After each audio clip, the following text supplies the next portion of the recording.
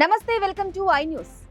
ప్రేమ కోసం ఏదైనా చెయ్యొచ్చు అంటారు, కానీ ఆ ప్రేమ ప్రయత్నం ఒక్కోసారి తీవ్రమైన భద్రతా సమస్యలకు దారితీస్తుంది అనటానికి ఈ సంఘటనే నిదర్శనం.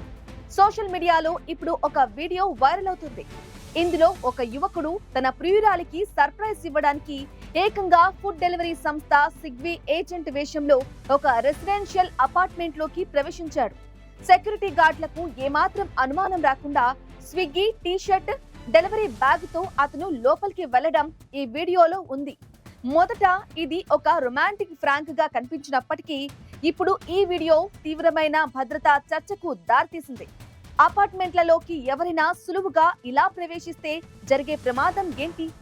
ఈ వివాదంపై స్విగ్గీ సంస్థ ఎలా స్పందించింది? ప్రేమికుడి రొమాంటిక్ ఆలోచన ఇప్పుడు దేశవ్యాప్తంగా అపార్ట్మెంట్ భద్రతపై ప్రశ్నలు వేసేలా చేసింది. సోషల్ మీడియాలో వైరల్ అవుతున్న వీడియోలో ఒక యువకుడు తన ప్రియురాలికి తెలియకుండా సర్ప్రైజ్ ఇవ్వాలని నిర్ణయించుకున్నాడు. ఇందుకోసం అతను స్విగ్గీ డెలివరీ ఏజెంట్ వేషం ఎంచుకున్నాడు. స్విగ్గీ టీ-షర్ట్, బ్యాగ్ తో గేటు వద్దకు రాగానే సెక్యూరిటీ గార్డులు కనీసం ప్రశ్నించకుండానే అతనిని లోపలికి అనుమతించారు. ఈ వీడియో చూసినంత వరకు సరదాగా అనిపించినా దీని వెనక దాగి ఉన్న భద్రతా లోపం ఇప్పుడు నెటిజన్లను కలవరపెడుతోంది. ఈ వీడియో వివాదాస్పదం కావడానికి మరో ప్రధాన కారణం ప్రముఖ డెలివరీ సంస్థ స్విగ్గీ ఇన్స్టామార్ట్ అధికారిక ఇన్స్టాగ్రామ్ ఖాతా స్పందనే. స్విగ్గీ సంస్థ ఆ పోస్ట్ ను లైక్ చేయడమే కాక దానిపై కామెంట్ కూడా చేసింది. దీంతో ఈ కంపెనీ పరోక్షంగా ఈ అనైతిక, అసురక్షిత చర్యను ప్రోత్సహిస్తున్నట్లుగా విమర్శలు వెలువెత్తాయి. ఒక పెద్ద బ్రాండ్ గా ఉండి భద్రతా ప్రమాణాలను రాజీ పడే చర్యలను ఎలా సమర్థిస్తారంటూ నెటిజన్లు తీవ్రంగా మండిపడుతున్నారు. విమర్శకులు ఈ సంఘటనను కేవలం ఒక అమాయక ప్రాంక్ గా కొట్టిపారడానికి నిరాకరిస్తున్నారు.